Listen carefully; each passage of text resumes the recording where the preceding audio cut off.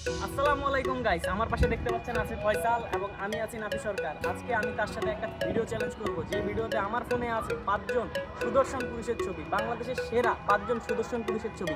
আমি তাকে এই 5জন সুদর্শন পুরুষের ছবি দেখাবো এবং সে যদি চিনতে পারে এবং নাম বলতে পারে, আমি তাহলে তাকে নগদ 250 টাকা পুরস্কার করব। এখন আমি আর তাকে ভিডিও দেখাই এবং ছবি দেখাই এবং সে যদি বলতে পারে তাহলে অবশ্যই তাকে টাকা দেওয়া হবে। তো ফয়সাল বলো, এখানে কার ছবি দেওয়া আছে? তো দিলে ভাই।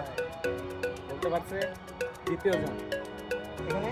আরে হিরো আলম দা, ভালো আছেন নি? এই যে দেখেন চিনতে পারছে। এখন তৃতীয় জনের ছবি দেখাই, এই যে তৃতীয় জন, দেখি চিনতে পারে কিনা। অবশ্যই চিনতে পারবো অবশ্যই। ওরে বাবা, এ তো দেখি মা ছেলের যে টিকটকার পিঞ্চ মামু। কোপ কোপ দিয়ে দিছে, আর মাত্র আছে দুজন। এটা এটা এটা এটা এটা এটা এটা ও মাই গড, গাভীর জামাই মানে আমাদের অপু ভাই। আরে শাবাশ, দেখছেন অবু ভাইকেও চিনতে পারছে। এমন আরো আরো আরো দুজন আছে, আরো দুজন আছে। ওরে বাবা, সে তো এখন বাইরে থাকে। আমাদের জায়েদ খান ডিগবাজি, অনেক ভালো ডিগবাজি।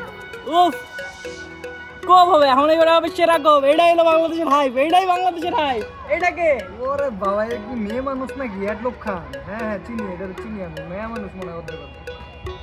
গাইস দেখতে পাচ্ছেন আমার কাছ থেকে সে 250 টাকা খুশাই নিবে। এখন এই 250 টাকা কার কাছে আছে?